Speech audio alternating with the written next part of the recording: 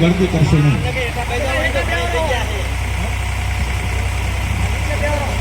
બધા જે ભાઈઓ બહેનો તથા નીચે બેહો જેની બહેનો ભવ્ય સ્વાગત કરી રહ્યા છે અકાબા સરપંચના ઘરના સોનલબેન અને માજી સરપંચ સુખસિંહભાઈના ઘરના લલિતાબેન. ધન્યવાદ, ખૂબ ખૂબ ધન્યવાદ.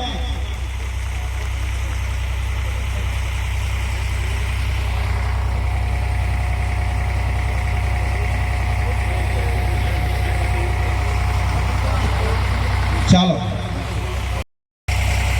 ચુવાડિયા ઠાકોર સમાજનું મહાસંમેલન જેમ કે ઇતિહાસના પાનામાં પહેલી વાર આ વિસ્તારના જો સંમેલન થયું હોય અને આપણા જ બહેન શ્રી બનાસના બેન એવા ગેનીબેન ઠાકોર એમને જોરદાર તાળીઓથી વધાવો.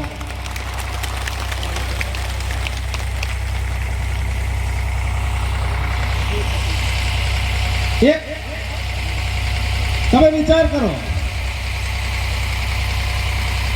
બેન શ્રી બનાસકાંઠાથી આયા આપણા સુધી પહોંચ્યા તો એનું કંઈક કારણ હશે, એનું કંઈક દુઃખ હશે કે સમાજની અંદર નાની મોટી દુઃખની વાત એમના પાસે પહોંચી છે. ત્યારે મને પોતાને એવું થતું કે ગેનીબેન 3 વખત ધારાસભ્ય, 2 વખત ધારાસભ્યના અત્યારે હાલ સાંસદ, દિલ્હીથી આપણા કાર્યક્રમને માન દેવા માટે આપણા સમયને માન આપવા માટે અહીં સુધી આવ્યા એવા ગેનીબેન. એટલે મને પોતાને એવું થતું, મને ડુંગરભાઈએ કીધું, સુરસિંહભાઈએ કીધું કે આપણે બેનશ્રીને બોલાવવાના છે. એટલે હું પણ વિચારમાં પડી ગયો કે આવડો મોટો જો કાર્યભાર લઈને બેઠા હોય અને આપણા આંગણે બેન જો આવતા હોય તો એથી રૂડું અને એથી ભાગ્યથી બીજું કંઈ ન હોય. એટલે મને પણ એવો ગૌરવ થાય છે કે બેન જો આપણા સમાજના, આપણા વિસ્તારમાં જો દુઃખ એમના સુધી પહોંચતું હોય, એમના દુઃખ થતું નહીં આવતા હોય તો આપણા સમાજને બધાને વિચારવા જેવું છે.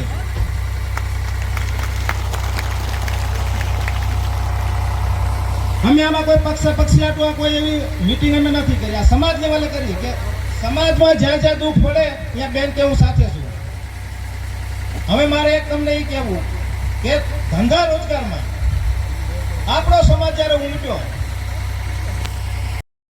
હું સાથે રાખીને ચાલવા વાળો માણસ છું, ક્યારેય અન્યાય નહીં કરું. અને જે આપણી સાથે જે અન્યાય કર્યો છે એ ગદ્દારોને સમાજે ક્યારેય માફ નથી કરવાના. એ ગદ્દાર લોકો છે, એ ગદ્દાર લોકોને આપણે ખુલ્લા પાડવાના છે. તમને ક્યાંય પણ એ ખુલ્લા પાડ કે જો આ ગદ્દારી સમાજ સાથે કરી રહ્યો છે તો જાહેરભાઈને ખુલ્લો પાડજો કે આ સમાજનો સૌથી મોટો ગદ્દાર છે, એને આપણે ક્યારેય માફ નહીં કરીએ. આપણે જોવું જોઈએ ઉત્તર ગુજરાતની અંદર જે ઠાકોરનું જે એકતા સંમેલન છે, જ્યાં જો કેટલો વિકાસ છે, એકતા સેવા આપણો જ સમાજ છે. જો યાના ઠાકોર એટલા બધા જાગૃત થયા હોય તો આપણે તો ઠાકોરના દીકરા છીએ, આપણે પણ એ જોઈને શીખવું જોઈએ કે આપણે બેસ્ટ જે છીએ તો ગુજરાતના ઠાકોરો બેસ્ટ છે એ તમે સરખામણી કરો, કમ્પેરિઝન કરો કે આપણે ક્યાં ઊભા છીએ. જ્યારે એ જ આપણા ભાઈ લોકો ક્યાં સ્ટેજે પહોંચ્યા છે, એમનું જોઈએ પણ આપણે કંઈક શીખવું જોઈએ. તો આપણે શીખો. એવા કેટલી સંગઠન છે જે એમના લોકોએ જાગૃત થયા છે શિક્ષણ બાબતે. શિક્ષણ એમનું કેટલું છે તો આપણે શિક્ષણ બાબતે ઘણા બધા આપણે પાછળ છીએ. શિક્ષણનું પ્રમાણ વધારો. હવે તો બહેનોને પણ જાગૃત થવાની જરૂર છે, કારણ કે આટલી મોટી સંખ્યામાં મારી બહેનો હોય છે. બહેનો, તમે તમારા દીકરી દીકરાને ભણાવજો. ભણાવો છો જે તાકાત ભણતરમાં છે, જે બહેનમાં તાકાત છે એ તાકાત તલવારમાં નથી. તો તમે રોટલા અને મરચું ખાજો, ભૂખ્યા રહેજો, તમારા ઘરાણા વીકી નાખજો. તમે પણ તમારા છોકરાને તમે પૂરતું શિક્ષણ આપજો.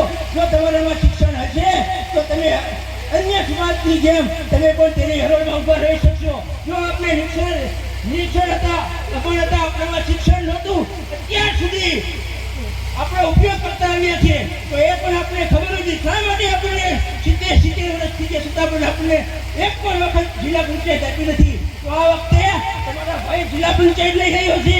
કંઈ બતાવેલું છે કે અમે તમે દિનેશને જીતા નહીં. એમની પાસે પૈસાનો પાવર છે, તો આપણી પાસે મતનો પાવર છે, સમાજનો પાવર છે.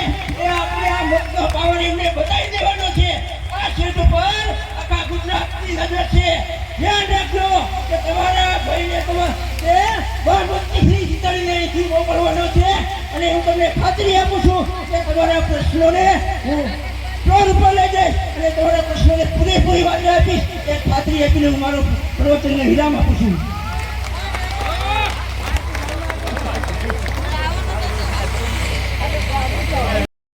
નહીં પણ એને ધારાસભ્યને સંસદ બનવું હોય તો પણ બની શકવાની તાકાત આ ઠાકોર સમાજના યુવાનોની અંદર છે.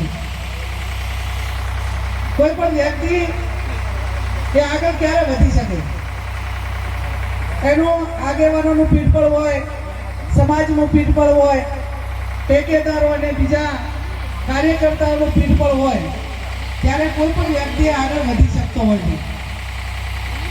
દિનેશભાઈએ એમની સ્પીચમાં, એમના ભાષણમાં ખૂબ ખુલાસાથી, નિર્ભય રીતે અને એક ઉજ્જવળ ભવિષ્ય એમનું જે રીતે બનવાનું છે એ રીતે મક્કમતાથી વાત કરીને આપ સૌને વિનંતી કરી છે. વર્તમાન સમયના રાજકીય કાવા દાવામાં આપણે જોઈએ કે કોઈના ફોર્મ પાછા ખેંચાવવા માટે એટલી મહેનત કરે. આપણે મધ્ય ગુજરાત પાટીજી મહારાજ હોય, અહીંયા સૌરાષ્ટ્રમાં મહારાજ દાદા, અહીંયા આ વિસ્તારની અંદર વેરનાથ બાપુ, ઉત્તર ગુજરાતમાં સદારામ બાપુ, આ ચારે ચાર પાયા આપણા એક થઈ જાય અને સમગ્ર ગુજરાતમાં ઠાકોર સમાજ સામાજિક રીતે, શૈક્ષણિક રીતે અને આર્થિક રીતે કઈ રીતે આગળ આવે. આપણે બધાએ એક થવાનું છે. તો શેના માટે? આવનાર સમયમાં આપણા સમાજનું શિક્ષણ એ સારી ક્વોલિટી વાળું મળે એના માટે. આવનાર સમયની અંદર જે બેરોજગારી છે રોજગારી મળે એના માટે કરી. આવનાર સમયની અંદર જે કઈ નાના મોટા કુરીબાઈઓ હોય, વ્યસનો હોય એને તિલાંજલિ મળે એના માટે કરીને સમગ્ર ગુજરાતમાં એક થવાનું છે. અને રાજકીયતા બધું જ હોય તો પછી આ રાજકીય રીતે બીજા રીતે ઓટોમેટિક એને આગળ વધવા માટેના ચાન્સ એ કોઈ પણ સમાજ હોય તો એને મળતો હોય છે.